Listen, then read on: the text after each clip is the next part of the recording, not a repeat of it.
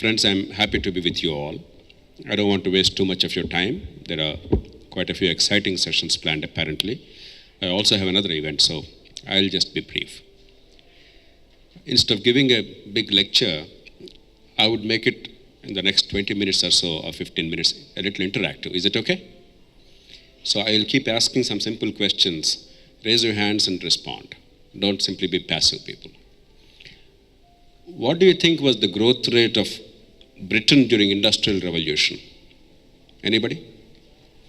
You all heard of Industrial Revolution? How many people heard of Industrial Revolution? Okay, somewhere in your school books, in history, there was a mention of that, right?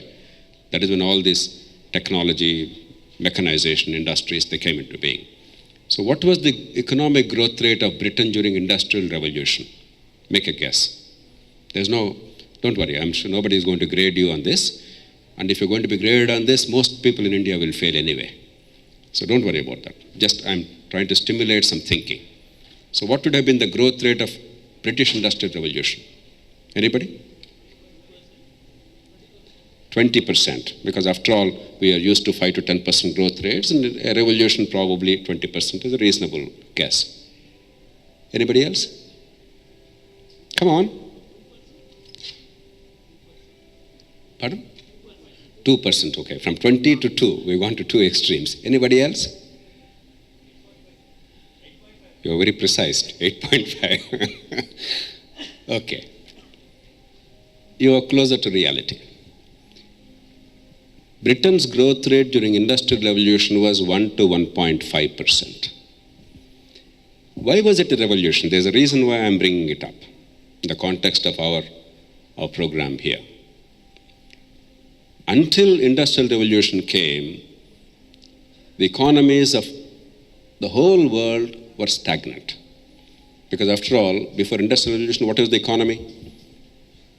If weather gods were kind, and if you had some reasonable harvests, you had some agricultural produce, right?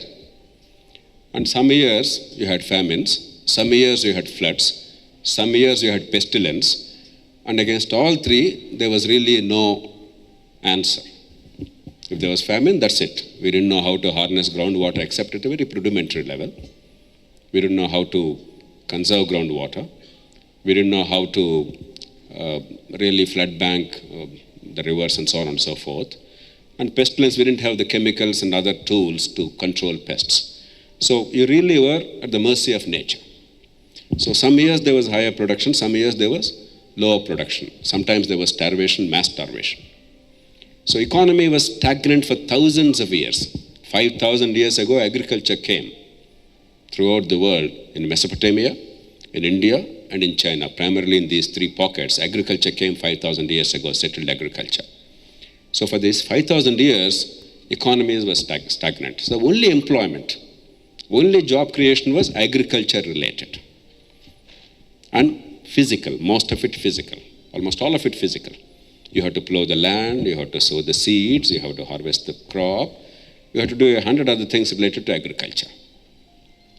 Either your own physical muscle or the draft animals, the animals which were used even today in India, for instance, your bullocks and your buffaloes and so on and so forth. That energy was used.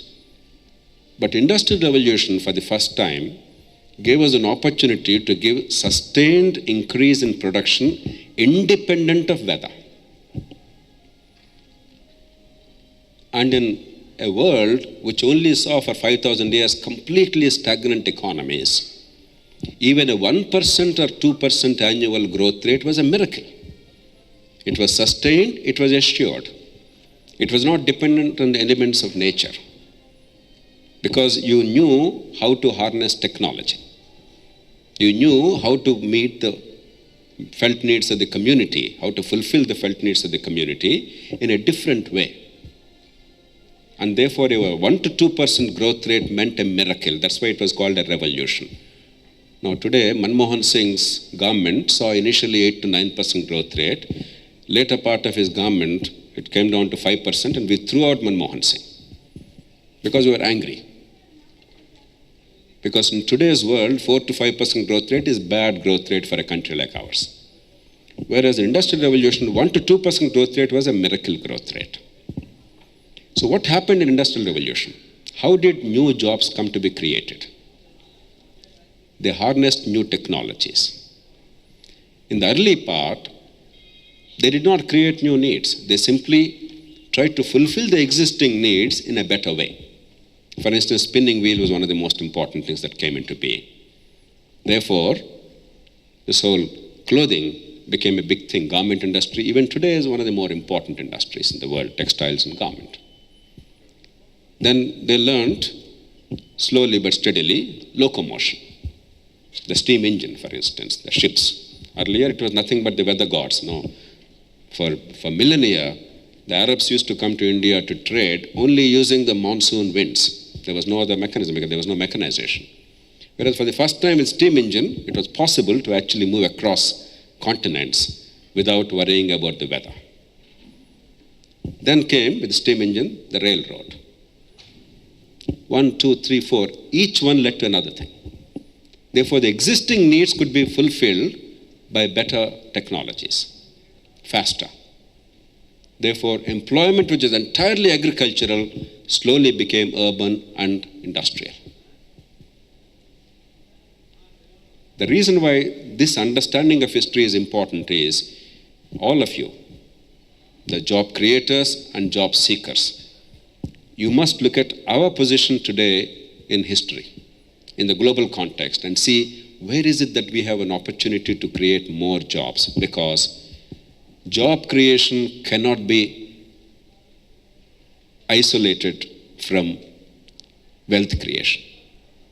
Only in governments, corrupt and inefficient governments, do you have a situation where somebody has a degree, a piece of paper, you get into a job, people don't even know what the fellow does, he gets a regular salary, and the salary he never thinks is income. Most often he makes money by fleecing us. That is not employment. The only durable source of employment is, we all know, creation of wealth. And the only meaningful definition of wealth creation is creation of goods and services to fulfill the felt needs of the community. Wealth creation is not printing currency notes. It's not speculation.